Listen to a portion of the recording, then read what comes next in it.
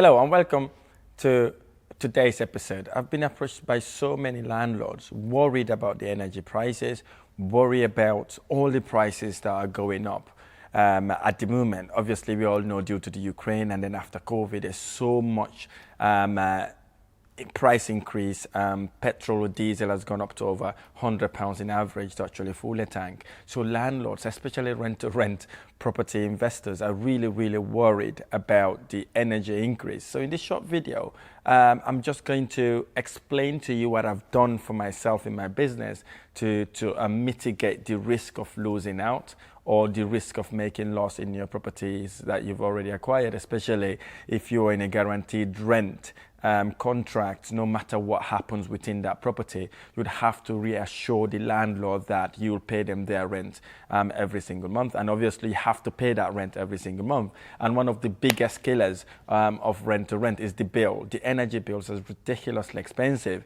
And I myself have recently experienced where one of my property, literally we had about £300 worth of energy bills in one single month. It was really frustrating, sometimes really stressful as well, especially if you've got that property in a rent-to-rent situation. So I was able to tackle that problem. I was able to overcome it, and in this short video I'm going to share with you what I did to actually overcome that, so you could utilize the same strategy to allow you to save energy consumption, as well as being able to protect your investment as well, so you can make profit out of your properties instead of those properties become a nightmare for you.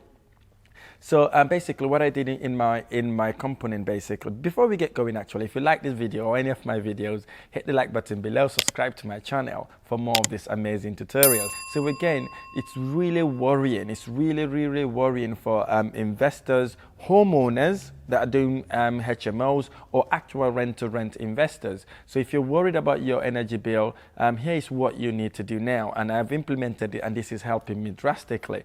So what we did basically, we drafted a nice scripty email to inform our tenants about the price increase. Okay, we would refer to BBC articles, Sky News articles about the increase, and then obviously how high it has been since the last few months, explaining that to them, and also to tell them that as a result they need to use the energy within the property efficiently. And then obviously we do it really nice and crispy to ask them if they could contribute towards that. But before we ask them to contribute, we ourselves actually put our hands up and then said, this is what we're going to contribute. In my example, I said we can contribute £20 towards gas and £20 towards electricity. So they then know we are actually helping as well with the electricity bills. And then we ask them to contribute £10 per bedroom to help with the electricity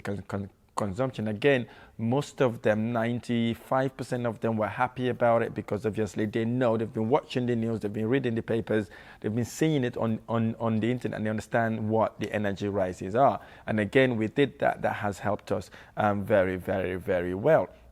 And then obviously what we then do is basically to literally automate an email reminder every couple of weeks, just to remind them to look after the electricity and gas. We do this every couple of weeks, especially during winter, to remind them about the consumption, especially when it comes to gas. It's very expensive during winter, because the houses are cold, and then obviously the tenant wants to heat the properties up. So again, we send that reminder all the time.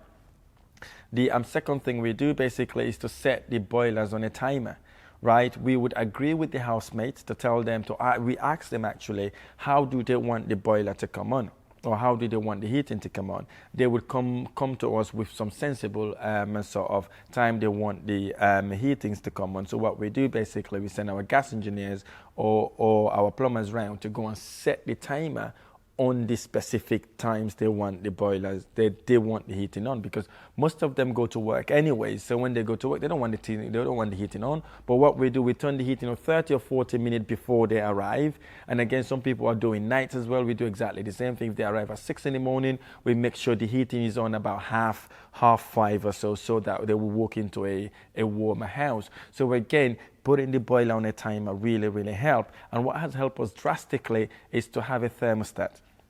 Thermostat is very, very important. For people who doesn't know what thermostat is what adjusts the temperature within the property. So what happens basically, if you have a thermostat in your property, you will set it and tell it, say, if the property climate hits certain degree, the boiler should kick on and keep the property warm. Okay, suppose you said your minimum would be 10 degrees. So as soon as the temperature fall under 10 degrees, the boiler comes on. And then if you set it at 17 degrees, as soon as it hits at 17 degrees, the boiler turns off. Again, that has helped us drastically to save energy bills, especially gas during winter. Fourth thing we usually do, basically, we send emails about energy saving tips.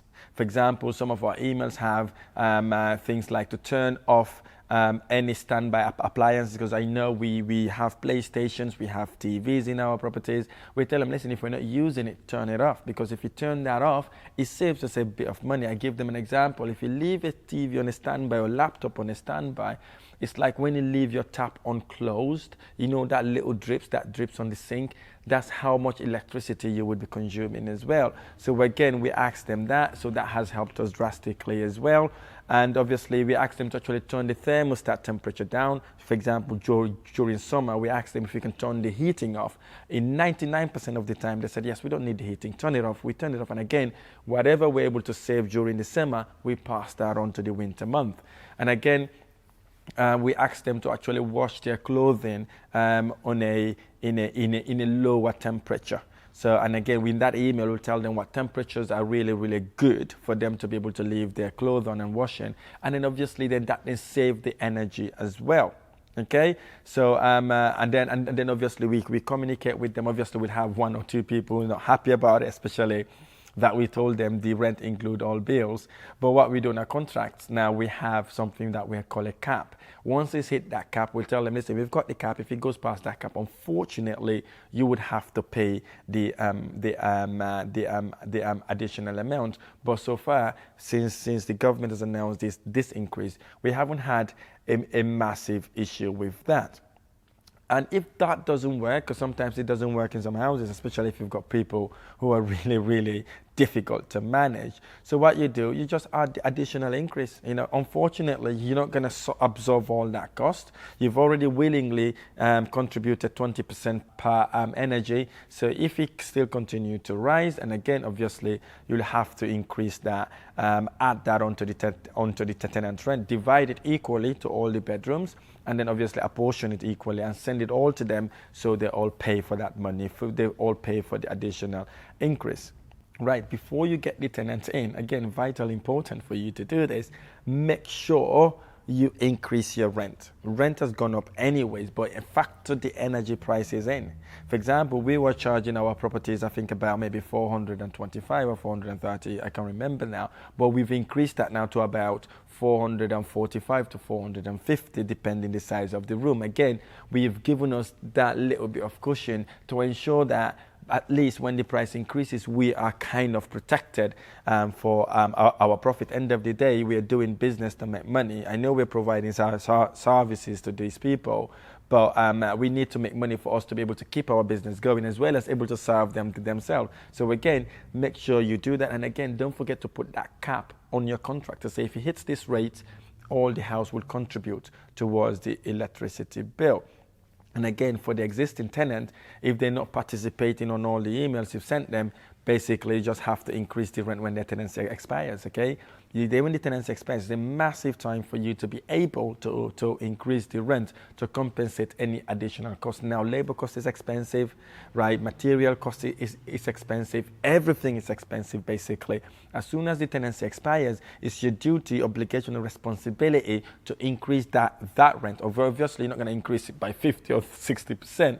Increase it to a sensible amount so that your client would be able to afford and pay you your rent, okay? Because obviously, if you increase it too much, one, it is illegal. Secondly, that tenant may be looking for an alternative property. So again, these are the things you could really, really hope you'll be able to implement things like that to enable you to keep your rental rent, or if you're a landlord, to keep your property going. Again, if you need any help with this, do not hesitate to contact me. I'm more than happy to help you. And again, if this video has been helpful, don't forget to hit the like button and share it to friends and family. Thank you so much for watching. I look forward to sharing the next video.